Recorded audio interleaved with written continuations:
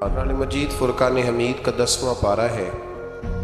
اللہ تبارک و تعالیٰ نے اس کے شروع میں ارشاد فرمایا کہ کفار پر غلبے کی صورت میں حاصل شدہ جو مال غنیمت ہے اس کا حکم یہ ہے کہ اس کے 4 حصے مجاہدین میں تقسیم ہوں گے، اور جو 5واں حصہ ہے وہ اللہ اور اس کے رسول صلی اللہ تعالی علیہ وسلم کے لیے ہے، اور رسول اللہ صلی اللہ علیہ وسلم کے قرابت داروں میں، یتیموں میں، مسکینوں میں اور مسافروں کے لیے، اور یہ کہ اللہ کے رسول کی ثواب دید پہ ہوگا کہ حضور وہ 5ویں حصے میں سے کسی کو کیا عطا کرتے۔ میرے نبی کریم علیہ السلام نے کبھی بھی کسی شخص سے کسی چیز کا مطالبہ نہیں فرمایا، اور آپ نے سورہ شورا کی وہ آیت بڑی دفعہ سنی ہے کہ جب صحابہ نے عرض کیا تھا کہ یا رسول اللہ صلی اللہ علیہ وسلم کچھ پیش کرنا چاہتے ہیں تو فرمایا لا اسألکم علیہ اجرا، میں تم سے کوئی اجر نہیں مانگتا الا المودۃ فی القربى، ہاں اگر کچھ کرنا ہے تو میرے قریبیوں سے پیار کرتے رہے۔ لیکن اس پارے کے بالکل ابتدا میں اللہ نے ایک اصول وضع کیا ہے، ایک بات سمجھائی ہے ہمیں۔ وہ بات یہ سمجھائی ہے کہ مال غنیمت جب آئے گا، کفار کے علاقے، ان کے مال، ان کے باغات قبضے میں آئیں گے تو 5واں حصہ حضور کی بارگاہ میں پیش کیا جائے گا۔ یہ جو کام ہوتا ہے نا دین کا، یہ ہمہ پہلو کام ہوتا ہے۔ اگر آپ کہیں کہ دین کا کام کرنے والا وقت نکال کے تجارت بھی کرے، کوئی نوکری بھی کرے، تو یہ ممکن نہیں ہوتا۔ نبی کریم صلی اللہ علیہ وسلم اعلان نبوت سے پہلے تجارت فرماتے تھے، لیکن بعد میں تو آپ کو وقت دینا پڑتا ہے نا ایک پورا۔ تو پھر صحابہ کیا کرتے تھے کہ مال غنیمت کا 5واں حصہ اللہ کے حکم کے مطابق حضور کی بارگاہ میں بطور نذرانہ پیش کرتے صلی اللہ تعالی علیہ وسلم۔ آج بھی کچھ لوگوں کو یہ دشواری بہت زیادہ ہوتی ہے، بہت زیادہ، کہ دیندار لوگ جو ہیں ان کی تنخواہیں کیوں ہیں، تراویح پڑھانے والے حافظ کی خدمت کیوں کی جا رہی ہے۔ مجھے پچھلے سال ایک دوست نے بتایا کہ ہم نے مسجد میں اعلان کیا ہے کہ قاری صاحب جو قرآن شریف سنا رہے ہیں تو ان کی خدمت کرنی ہے، تو سارے حضرات اس میں تعاون کریں۔ تو ایک صاحب کہنے لگے جی اب یہ قرآن سنا کے بھی پیسے لیں گے۔ آپ یہ اندازہ فرمائیں کہ قوم کا مزاج کس طرح کا ہے، یعنی قرآن سنانے والا پھر حضرت جبریل ہی ہو سکتے ہیں جو نہ روٹی کھائیں گے اور نہ کپڑے پہنیں گے، نہ ان کے بچے ہوں گے، یہی ہو سکتا ہے، پھر اس کے علاوہ تو کچھ ممکن ہے۔ ہاں تراویح کی اجرت طے کرنا منع ہے، لیکن یہ عجیب معاملہ ہے نا کہ میں خود روٹی کھاؤں اور میں کہوں کہ وہ فلانا کیوں کھائے، تو یہ معاملہ درست نہیں ہے۔ تو اس میں اللہ نے ایک اصول بیان کر دیا کہ 5واں حصہ تم میرے محبوب کی بارگاہ میں نذرانے کے طور پر پیش کرو، پھر میرے محبوب کی مرضی ہے وہ رشتہ داروں پہ خرچ کریں، قریبیوں پہ خرچ کریں، یا حضور کا جہاں دل کرے حضور سے خرچ کریں۔ اللہ تعالیٰ توفیق عطا فرمائے۔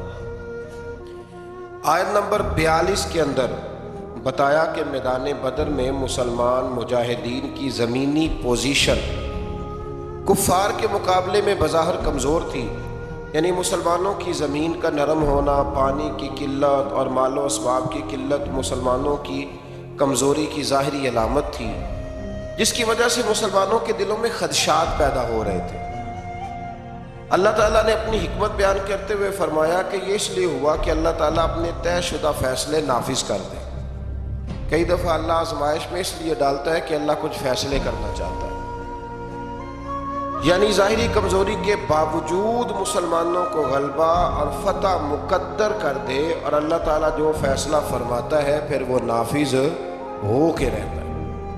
آیت نمبر 45 میں اس مضمون کو اس طرح بیان فرمایا کہ مسلمان اور کفار دونوں پر اللہ نے بدر کے دن نیند طاری کر دی۔ کفار مسلمانوں کو خواب میں کم تعداد میں دکھائے گئے تاکہ مسلمانوں کی ہمت بندی رہے۔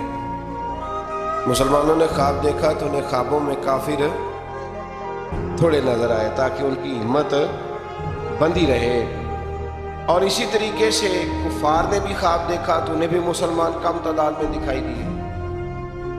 یہ بھی اللہ کی مشیت کا تقاضا تھا کہ کہیں وہ میدان چھوڑ کے بھاگ ہی نہ جائیں۔ اگر انہیں زیادہ دکھا دیے جاتے خواب میں تو وہ میدان چھوڑ کے بھاگ، انہیں بھی کم نظر آیا اور انہیں بھی تعداد کم نظر آئی، کیونکہ اللہ کی مشیت کا تقاضا تھا کہ بدر میں حق و باطل کا مارکا برپا ہو کر رہے اور حق غالب آ جائے۔ مزید بتایا کہ جنگ میں کفار کے مقابل ثابت قدم رہو اور اللہ کا ذکر کرتے رہو اور آپس میں جھگڑا نہ کرو ورنہ تم بزدل ہو جاؤ گے۔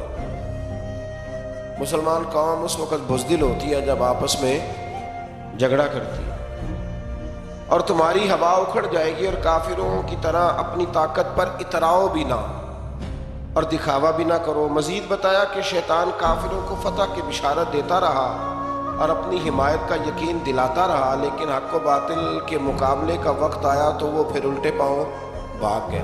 بہت سارے لوگ ہوتے ہیں جو کہتے ہیں آپ چلے میں آپ کے پیچھے ہوں، تو جب پیچھے دیکھو تو پھر موجود وہ کہتے ہیں تو لڑائی کر، تو فتنہ کر، میں تیرے پیچھے ہوں معاذ اللہ، لیکن پھر وہ پیچھے۔ یہی حال بدر میں کافروں کے ساتھ شیطان نے کیا۔ آج میں منافقین کے اس حاسدانہ قول کا ذکر ہے کہ جب مسلمانوں کی ہمت اور جرأت کو دیکھا تو کہنے لگے ان مسلمانوں کو ان کے دین نے مغرور کر دیا ہے۔ آپ چپ کر کے پیچھے بیٹھ جائیں تو لوگ بزدل کہتے ہیں، اور اگر آپ تگڑے ہو کے میدان میں آ جائیں تو کہتے ہیں ان میں غرور آ گیا۔ تو لوگوں کا مزاج یہ ہے کہ وہ ہر بات کو غلط رنگ دیتے ہیں۔ اللہ تعالیٰ حق بات کہنے کی، سمجھنے کی اور بیان کرنے کی توفیق عطا فرمائے۔ آیت نمبر 53 میں اللہ نے ایک قانون قدرت بیان کیا۔ آیت نمبر 53، نوجوان ذرا زیادہ غور کریں، یہ سورہ انفال کی آیت نمبر 53 ہے، 53۔ آیت نمبر 53 میں ارشاد فرمایا کہ اللہ کبھی بھی اس قوم کی حالت نہیں بدلتا جو اپنی حالت خود بدلنے پر توجہ نہیں دیتی۔ اٹھ باندھ کمر کیوں ڈرتا ہے، پھر دیکھ خدا کیا کرتا ہے۔ آپ بھی تو ہمت کریں نا۔ وہ کسی نے کہا تھا نا، خدا نے آج تک اس قوم کی حالت نہیں بدلی، نہ ہو جس کو خیال خدا اپنی حالت کے بدلنے کا۔ اللہ نے یہاں قانون دیا۔ تو نوجوان یاد رکھیں کہ غریبیوں کا رونا رونے سے کام نہیں بنتا۔ جو لوگ بیٹھ کے روتے رہتے ہیں کہ اب میں کیا کروں، کدھر جاؤں، تو ان کا کچھ بھی نہیں، آگے بڑھیں، ہمت کریں۔ جب انسان ہمت کرتا ہے تو پھر اللہ اس کی مدد بھی فرماتا ہے۔ آیت نمبر 54 میں بتایا کہ آل فرعون اور پچھلی امتیں آیات الہی جھٹلانے کے جرم میں ہلاک کی گئی۔ آیت نمبر 56 سے 58 میں یہودی قبائل کی عہد شکنی یعنی وعدہ توڑنے اور دوبارہ ان کی طرف سے خیانت کی صورت میں صلح کے معاہدے کو ختم کرنے کا ذکر ہے۔ بار بار وہ وعدے توڑتے تو پھر ایک وقت ایسا بھی آیا کہ حضور نے بھی ان کے ساتھ سارے معاہدے ختم کر دیا۔ آیت نمبر 60 میں فرمایا کہ دشمن کے مقابلے میں پوری طاقت، قوت اور اسباب کے ساتھ تیار رہو، ہمیشہ تیار رہو، ہائی الرٹ رہو ہمیشہ دشمن کے مقابلے۔ ہم بھی ہائی الرٹ ہوتے ہیں جب تھوڑے سے حالات خراب ہوتے ہیں، اس کے بعد پھر بات بھول۔ فرمایا ہمیشہ کافر کے مقابلے میں تیاری کر کے رکھو، اس کے ذریعے تم اللہ کے دشمنوں اور اپنے دشمنوں کو ڈرا سکو گے۔ آگے چل کے یہ بتایا کہ اگر دشمن صلح پہ آمادہ ہو تو تم بھی صلح کے لیے آمادہ ہو جاؤ۔ سبحان اللہ۔ یعنی اسلام صرف فتنے کی، فساد کا، کسی قسم کے فتنے اور فساد کا درس نہیں دیتا۔ اگر وہ مقابلے میں آئیں گے تو قوت کٹھی کر کے مقابلہ کریں گے، اور اگر وہ صلح کریں گے تو مسلمان بھی صلح ہی کریں گے۔ اور اللہ پر توکل کرو، اگر ان کی نیت دھوکہ دینے کی ہو تو پھر تمہارے لیے اللہ ہی کافی ہے۔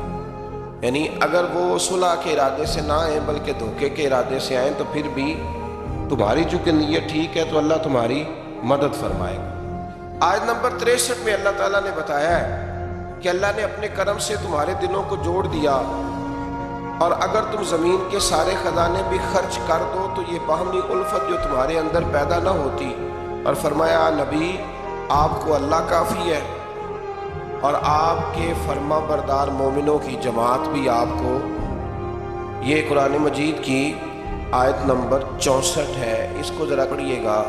یہ لوگ جو جنہوں نے لکھا ہوتا ہے کہ صرف اللہ ہی کافی ہے، لکھا ہوتا ہے نا میرے لیے، یعنی ٹیوٹے میں بیٹھ کے سفر کر رہے ہیں، ہائیس میں بیٹھے ہوئے لکھا کہ اللہ ہی، بھئی اللہ ہی کافی ہے، لیکن اس کا مطلب یہ نہیں کہ باقی کسی اور کی، جن کو اللہ نے پیدا فرمایا، جنہیں اللہ نے قوتیں دی۔ یہ آیت دیکھیے، ارشاد فرمایا یا ایھا النبی حسبک اللہ، اے نبی آپ کے لیے اللہ کافی ہے، اور ساتھ فوراً ہی آگے بیان فرمایا فوراً ومن اتبعک من المؤمنین، اور جو آپ کی اتباع کرنے والے مومن ہیں وہ بھی آپ کے لیے کافی ہے۔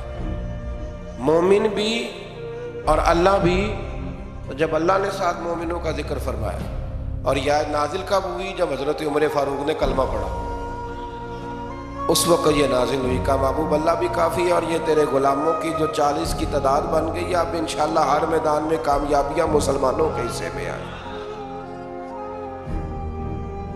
اسی طرح سے آیت نمبر 65 میں نبی کریم صلی اللہ علیہ وسلم کو حکم ہوا کہ مومنوں کو جہاد پر ابھاریے، تیار کیجیے۔ اللہ تعالیٰ 10 گنا تعداد پر مشتمل کافروں پر فتح عطا فرمائے گا۔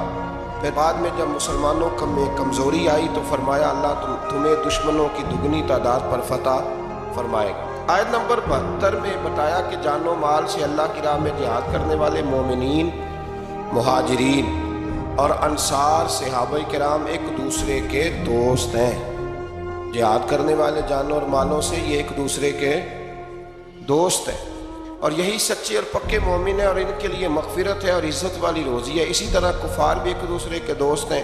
ہجرت سے پہلے اور بعد کے مسلمان ہونے والوں کے حقوق اور درجات میں فرق کا باوجود جنہوں نے پہلے کلمہ پڑھا ان کا درجہ اونچا ہے، اور جنہوں نے بعد میں پڑھا ان کا درجہ اونچا ہے، لیکن اس کے باوجود اللہ تبارک و تعالیٰ نے سب کے ساتھ خیر کا وعدہ فرمایا۔ اس سے آگے سورہ توبہ کا آغاز ہوتا ہے۔ سورہ توبہ قرآن مجید کی وہ سورہ مبارکہ ہے جس کے آغاز میں بسم اللہ شریف نہیں ہے۔ اس کی کئی وجوہات مفسرین کرام نے بیان فرمائی ہے۔ ایک وجہ تو یہ بیان کی گئی ہے کہ اس میں تسلسل ہے سورہ انفال کے مضامین کا، وہی مضامین چونکہ چلے آ رہے تھے اس لیے اس کے اندر اس کو بیان نہیں کیا گیا۔ اور ایک بات یہ ہے کہ اس کے شروع میں اللہ تعالیٰ نے کافر اور مشرک سے اپنی برات کا اعلان فرمایا، کیونکہ بات جلال کی ہو رہی تھی، اس لیے بسم اللہ شریف کو شامل نہیں کیا گیا۔ اس صورت کی پہلی آیت میں مشرکین عرب سے برات کا اعلان کرتے ہوئے انہیں مسلمانوں سے فیصلہ کن جنگ کرنے یا اسلام قبول کرنے کے لیے 4 مہینوں کا ٹائم دیا گیا، فیصلہ کر لو ان 4 مہینوں۔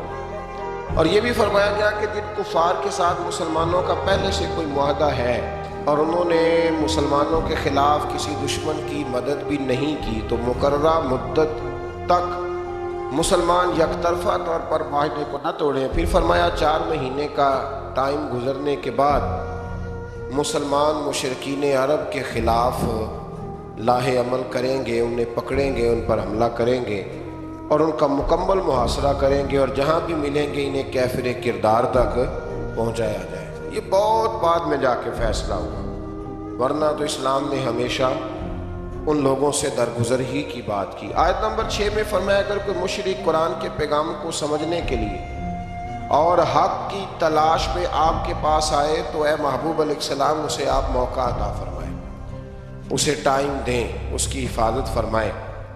آیت نمبر 8 سے 10 تک میں بتایا گیا کہ کفار مسلمانوں کے ساتھ منافقانہ رویہ اختیار کرتے ہیں، اور ان کی اخلاقی حالت یہ ہے کہ وہ مسلمانوں پر خدا نخواستہ غالب آئیں تو اپنی قرابت داری کا بھی لحاظ نہ کریں گے، وہ نہیں لحاظ کریں گے۔ حالانکہ میرے نبی پاک علیہ السلام نے تو فرمایا جو حملہ نہ کرے ہم اس پر بھی حملہ نہیں کریں گے، تو فرمایا وہ نہیں اس بات کا خیال کریں گے۔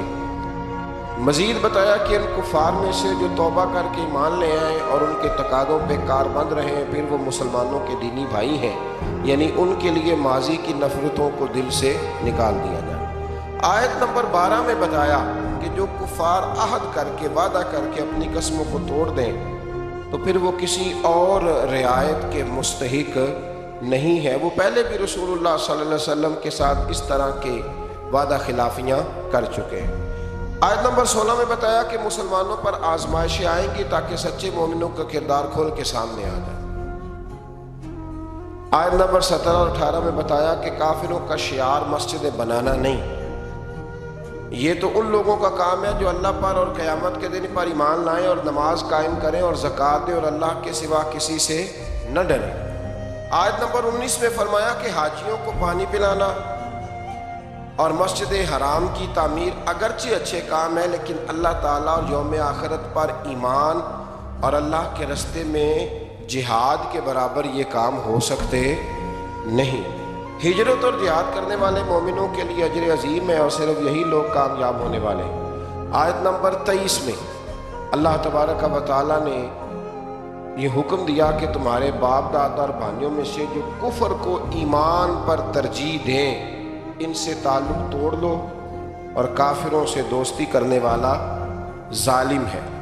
پھر اس سے آگے جو آیت ہے نا سورہ توبہ کی، اس آیت میں تو اللہ تبارک و تعالیٰ نے ہر چیز کو کھول کر بیان فرمایا اور بڑی وضاحت کے ساتھ، شرح و بسط کے ساتھ اس مضمون کو بیان کیا ہے کہ مسلمان نے ہر چیز سے بڑھ کر نبی کریم علیہ السلام سے محبت کر دی، ہر چیز سے بڑھ کر، اور فرمایا یہ محبت کرے گا تو پھر ہی اس کا ایمان مکمل ہوگا۔ ارشاد فرمایا قل ان کان آباؤکم و ابناؤکم و اخوانکم و ازواجکم و عشیرتکم و اموال اقترفتموها و تجارت تخشون کسادها و مساکن ترضونها۔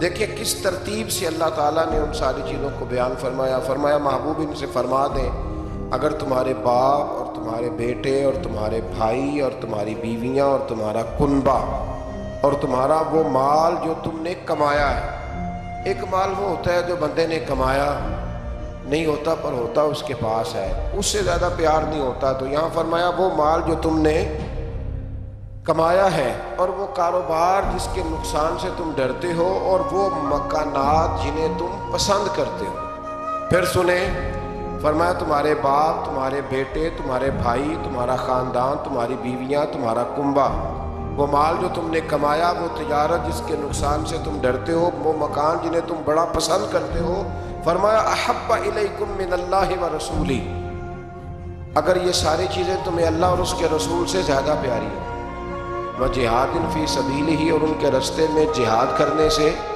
زیادہ پیاری ہو، فتربصوا، پھر انتظار کرو، حتی یأتی اللہ بامرہ، یہاں تک کہ پھر اللہ اپنا وعدہ لے آئے، پھر اللہ اپنا عذاب لے آئے، پھر تم پر عذاب آئے گا۔ واللہ لا یہدی القوم الفاسقین، اور اللہ نافرمانوں کی قوم کو ہدایت نہیں دیتا۔ ہم لوگ نا بڑی جلدی محبت رسول کا دعویٰ کر دیتے ہیں، پر اللہ نے گن کے چیزیں بتائیں گے۔ فرمایا باپ کو سامنے رکھو، پھر میرے نبی کی ذات کو سامنے رکھو، پھر دیکھو تمہیں پیارا کون ہے۔ بیٹے کو سامنے رکھو اور پھر میرے نبی کریم علیہ السلام کو سامنے رکھو، پھر دیکھو کہ تمہیں پیارا کون ہے۔ تم سامنے رکھو اپنے مال کو، جائیداد کو، اور پھر حضور کی ذات کی طرف توجہ کرو، پھر بتاؤ کہ ان میں سے پیارا۔ حضرت عمر نے یہ سارے تجربے کیے، آ کے عرض کی یا رسول اللہ میں نے ہر چیز سامنے رکھ کے تجزیہ کیا، آپ مجھے زیادہ پیارے ہیں، لیکن یا رسول اللہ مجھے جان آپ سے بھی زیادہ پیاری، جان مجھے آپ سے زیادہ پیاری ہے۔ تو حضور نے ان کے سینے پہ ہاتھ مارا، فرمایا عمر ابھی تیرا ایمان مکمل نہیں ہوا۔ جناب عمر فوراً بولے، عرض کی حضور میں اعلان کرتا ہوں کہ مجھے آپ جان سے بھی زیادہ پیارے ہیں۔ تو یہ ضروری کام ہے، اللہ تعالیٰ ہمیں محبوب کی سچی محبت عطا فرمائے۔ آیت نمبر 25 میں اللہ تبارک و تعالیٰ نے غزوہ حنین کا حوالہ دیتے ہوئے فرمایا کہ بعض اوقات کثرت تعداد پر اترانا کہ ہم بڑے ہو گئے اور نازا ہونا بھی انسان کی ناکامی کا سبب بنتا ہے۔ یہی مسلمانوں کے ساتھ غزوہ حنین میں ہوا، اور پھر اللہ تعالیٰ نے اپنے رسول اور مومنوں پر قلبی سکون نازل کیا اور غیبی لشکروں سے ان کی مدد فرمائی۔ 9 ہجری کو یوم الحج کے عرفات میں اعلان ہوا کہ اس سال کے بعد مشرک حدود حرم میں داخل نہیں ہو سکتا، پہلے وہاں داخل ہونے کی اجازت تھی، اور فرمایا کہ تنگ دستی کی فکر نہ کرو، اللہ اپنے فضل سے تم لوگوں کو غنی کر دے گا۔ آیت نمبر 29 میں اہل کتاب کو جزیہ دینے کا حکم دیا اور فرمایا کہ نہ دینے کی صورت میں جنگ کے لیے تیار رہنا۔ آیت نمبر 30 میں بتایا کہ یہود نے عزیر کو اللہ کا بیٹا کہا اور عیسائیوں نے حضرت عیسیٰ کو اللہ کا بیٹا کہا، مگر یہ سب ان کی خود ساختہ باتیں ہیں، ان پر اللہ کی مار ہے۔ مزید فرمایا کہ یہ جو عیسائی ہیں نا، انہوں نے اپنے علماء اور اپنے راہبوں کو خدا ہی بنا لیا۔ یہ اللہ کہہ رہے ہیں کہ انہوں نے انہیں اپنا خدا ہی بنا لیا ہے، اور مسیح ابن مریم کو بھی، حالانکہ انہیں اللہ وحدہ لا شریک کی عبادت کا حکم دیا گیا تھا۔ آگے چل کے فرمایا کہ منکر اپنی پھونکوں سے اللہ کے نور کو بجھانا چاہتے ہیں، مگر اللہ ان کی خواہش کے برعکس اس نور کو مکمل فرمائے گا۔ اور فرمایا اللہ نے اپنے رسول کو ہدایت اور دین حق کے ساتھ بھیجا ہے تاکہ اللہ اپنے اس دین کو ہر دین پر غلبہ عطا فرما دے۔ آیت نمبر 34 سے علماء اور مشائخ یہود کے باطل طریقوں سے لوگوں کا مال کھانے اور اللہ کے راستے سے روکنے کا بیان ہے، اور فرمایا کہ سونا اور چاندی یعنی دنیاوی دولت کے ڈھیر ذخیرہ کرنے والے اور راہ خدا میں خرچ نہ کرنے والوں کے لیے دردناک عذاب کی وعید ہے، اور پھر بتایا کہ قیامت کے دن ان کے اپنے جمع کیے ہوئے مال کو نار جہنم میں تپا کر، انہی کے مال کو دوزخ کی آگ میں تپا کر ان کی پیشانیوں، پہلوؤں اور پیٹھوں کو داغا جائے گا انہی کے مال سے، اور کہا جائے گا کہ اپنے ہی جمع کیے ہوئے مال کا مزہ چکھو۔ علماء اور مشائخ اہل یہود کے اس طرح کرتے تھے کہ مال بٹورنے کے لیے حق کو چھپاتے تھے۔ اللہ ماشاءاللہ آج بھی کئی جگہوں پہ ایسا ہوتا ہے کہ سرکاری مولوی بن جاتے ہیں اور گورنمنٹ کو مولوی مل جاتے ہیں جو ہر آنے والے حکمران کو امیر المومنین کہتے ہیں، ہر آنے والے حکمران، اور اس کے ہر ناجائز کام پر اپنی مہر لگا کے اسے جائز قرار دیتے ہیں۔ اللہ تبارک و تعالیٰ اپنی رحمت سے حق پر ہی قائم فرمائے اور حق پر ہی اللہ موت عطا فرمائے۔ آیت نمبر 36 میں بتایا کہ ابتدا سے لے کر اللہ کی کتاب تقدیر میں مہینوں کی تعداد 12 ہے۔ پہلے دن سے ہی مہینے کتنے ہیں؟ ان میں 4 مہینے ذیقعدہ، ذی الحج، محرم اور رجب، یہ حرمت والے مہینے۔ ان مہینوں میں جنگ کو ممنوع قرار دیا گیا۔ کفار جب ان مہینوں میں جنگ کرنا چاہتے تھے تو ان کی ترتیب میں رد و بدل کر دیتے تھے۔ اللہ تعالیٰ نے فرمایا کہ مہینوں کو مؤخر کرنا کفر میں زیادتی ہے۔ یہ 4 حرمت والے مہینے، معنی کیا ہے کہ ان میں جنگ نہیں کی جائے گی۔ آیت نمبر 38 اور 39 میں فرمایا کہ جب جہاد کے لیے نفیر عام ہو جائے تو سستی نہ کرنا چاہیے، اور جو ایسا کرے گا اس کے لیے عذاب علیم ہے، اور تم یہ مت سمجھنا کہ جہاد کا فریضہ صرف تم پر موقوف ہے، تم نہیں کرو گے تو اللہ تمہاری جگہ کسی اور قوم کو لائے گا اور تم کو اس سے بالکل نقصان نہیں پہنچا سکتے۔ آیت نمبر 40 میں سفر ہجرت کے موقع پر غار ثور میں حضرت ابوبکر صدیق رضی اللہ تعالیٰ عنہ کی رفاقت خاص کو ایک شان امتیازی کے ساتھ بتایا ہے، اور اس آیت میں 6 مختلف انداز میں سیدنا صدیق اکبر کا ذکر ہوا ہے۔ آیت نمبر 40 میں اذ یقول لصاحبہ لا تحزن ان اللہ معنا، جب محبوب نے اپنے صحابی سے کہا، جب قرآن مجید نے حضرت ابوبکر کو حضور کا صحابی کہا تو اب جو ان کے صحابی ہونے کا انکار کرتا ہے وہ قرآن کی آیت کا انکار کرتا ہے۔ تو 6 انداز میں حضرت صدیق اکبر کا ذکر کیا، پھر فرمایا کہ اللہ تعالیٰ کلمہ کفر کو پست اور اللہ کا دین ہی سر بلند آئے گا۔ آگے فرمایا جب جہاد کے لیے عام لام بندی کا، صف بندی کا حکم ہو جائے تو پھر جس حال میں بھی ہو تمام وسائل کے ساتھ جہاد میں شریک ہو جاؤ۔ پھر فرمایا کہ منافقین قسمیں کھا کھا کر اور طرح طرح کے بہانے بنا کر جہاد سے بچنے کی کوشش کرتے ہیں، جبکہ سچے مومن دل و جان سے جہاد کے لیے نکل کھڑے ہوتے ہیں۔ مزید فرمایا کہ جہاد سے اعراض برتنا یعنی پہلو تہی کرنا، منہ پھیرنا، یہ وہی لوگ ہیں جن کا اللہ اور قیامت پر ایمان نہیں اور جن کے دلوں میں شک کی بیماری ہے، اور فرمایا ایسی تشکیک کے مارے جنگ میں شامل ہو بھی جائیں تو فساد کا باعث ہی بنتے ہیں، ہو بھی جائیں تو پھر بھی یہ کچھ لوگ نکلتے ہیں نا تو نکلتے کہتے ہیں مشکل کام یہ ہو سکتا، یعنی ساتھ ایک دوسرے کو بھی وہ کمزور کرتے ہیں۔ فرمایا یہ آپ بھی گئے تو پھر بھی یہ نقصان ہی کریں گے، اور مجاہدین کی صفوں میں فتنے اور سازشیں کرتے ہیں، اور یہ لوگ پہلے بھی ایسا کرتے رہے ہیں۔ منافقین کا شعار یہ ہے، طریقہ یہ ہے کہ جب مسلمانوں کو کوئی بھلائی پہنچے تو اس پر کڑتے ہیں، اور اگر مسلمانوں کو تکلیف پہنچے تو خوشی سے کہتے ہیں کہ ہمیں تو یہ نتیجہ پہلے سے پتہ تھا۔ اللہ اکبر، اس لیے ہم نے احتیاط سے کام لیا، سوائے اس کے جو اللہ نے ہمارے لیے مقدر کر دی ہے، اور فتح ہو یا شہادت دونوں صورتوں میں ہم ہی کامیاب ہوں گے۔ منافقین کی ایک روش یہ بھی بتائی گئی کہ وہ نماز خوش دلی سے نہیں پڑھتے، منافق نماز خوش دلی سے بلکہ تنگ ہو کے نماز پڑھتے ہیں، اور فرمایا کہ مجبوراً وہ اللہ کے راستے میں خرچ کرتے ہیں۔ اللہ تعالیٰ نے فرمایا یہ منافقین اللہ کی قسمیں کھا کھا کے کہتے ہیں کہ وہ آپ میں سے ہی ہیں، حالانکہ وہ مسلمانوں میں سے نہیں ہیں، لیکن وہ جان و مال کے خوف کے باعث مسلمانوں کے ساتھ مل کر رہنا چاہتے ہیں۔ آیت نمبر 61 میں فرمایا کہ بعض منافقین اللہ کے نبی کو ایذا پہنچاتے ہیں، تکلیف دیتے ہیں اور کہتے ہیں کہ وہ کانوں کے کچے ہیں معاذ، جبکہ نبی پاک صلی اللہ علیہ وسلم کا تمام لوگوں کی بات سننا مومنین کے لیے باعث رحمت۔ حضور صلی اللہ علیہ وسلم ہر ایک کی بات سنتے اور نبی پاک کا ہر ایک کی بات سننا مومنوں کے لیے باعث رحمت ہے، اور جو لوگ رسول اللہ صلی اللہ علیہ وسلم کو ایذا پہنچاتے ہیں ان کے لیے دردناک عذاب ہے۔ اور فرمایا منافق جھوٹی قسمیں کھا کے مسلمانوں کو راضی کرنے کا یقین دلاتے ہیں، اگر وہ سچے مومن ہوتے تو اللہ اور اس کے رسول اس کا زیادہ حقدار تھا کہ انہیں راضی کیا جاتا۔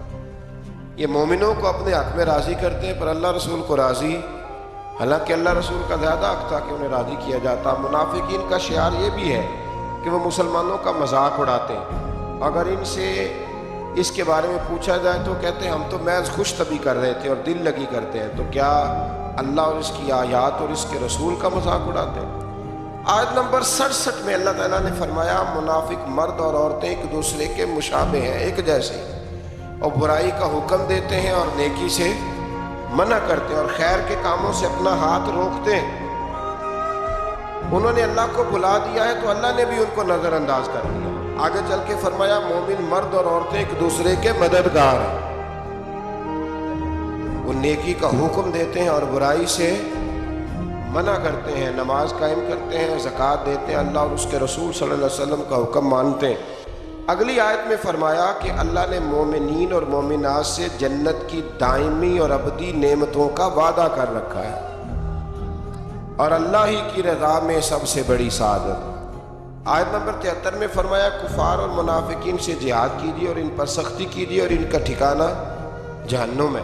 یہ کلمہ کفر کہتے ہیں اور پھر قسمیں کھا کھا کے منکر ہو جاتے ہیں۔ اللہ تعالیٰ نے فرمایا انہوں نے کلمہ کفر کہا ہے اور اسلام لانے کے بعد انہوں نے کفر کو اختیار کیا ہے۔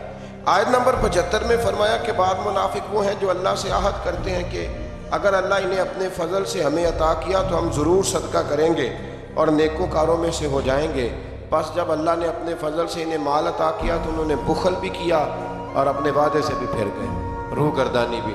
بہت سارے لوگ وعدے کرتے ہیں نا اللہ دے گا تو پھر اس کے راستے میں پھر جب اللہ دیتا ہے تو ان کے خرچے بڑھ جاتے ہیں، پھر کہتے ہیں گزارا نہیں ہوتا، پھر نیا ان کا پروگرام سامنے آ جاتا ہے۔ آیت نمبر 78 میں اللہ تعالیٰ نے متنبع فرمایا کہ اللہ دلوں کے رازوں اور سرگوشیوں کو بھی جانتا ہے، وہ غیبی باتوں کو بہت زیادہ جاننے والا ہے۔ آیت نمبر 79 میں منافقین کا ایک طریقہ یہ بھی بتایا کہ نادار مومنین جب اپنی محنت کی کمائی سے تھوڑا سا مال صدقہ کرتے ہیں تو منافق ان پر طعن کرتے ہیں معاذ اور ان کا مذاق اڑاتے ہیں، تو اللہ تعالیٰ ان کو ان کے مذاق کی سزا دے گا۔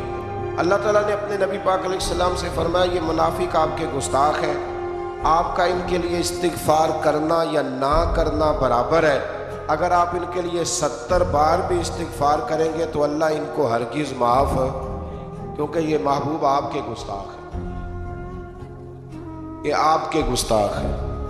آپ ان کے لیے 70 بار بھی استغفار کریں تو کہ یہ بے ایمان آپ کے بے ادب ہے تو اللہ انہیں معافی دیکھ لیں۔ حضور کے بے ادب کے لیے کوئی معافی۔ منافقین کی اس بری خصلت کا ذکر ہے کہ خود تو جہاد نہیں کرتے اور گھروں میں بیٹھے ہیں، ساتھ مسلمانوں کو گرمی کا ڈراوا دے کر انہیں بھی جہاد سے منع کرتے ہیں۔ اللہ نے فرمایا جہنم کی آگ اس سے زیادہ گرم ہے اگر وہ سمجھتے۔ آیت نمبر 84 میں نبی کریم علیہ السلام کو منافقین کے کفر کے سبب ان کی نماز جنازہ پڑھنے اور ان کی قبر پر جانے سے ہمیشہ کے لیے منع کیا گیا ہے۔ منافقین کی قبروں پہ جانے کس نے منع کیا ہے؟ اللہ نے۔ کس کو منع کیا ہے؟ مومنوں کی قبروں پر جانے سے منع نہیں کیا۔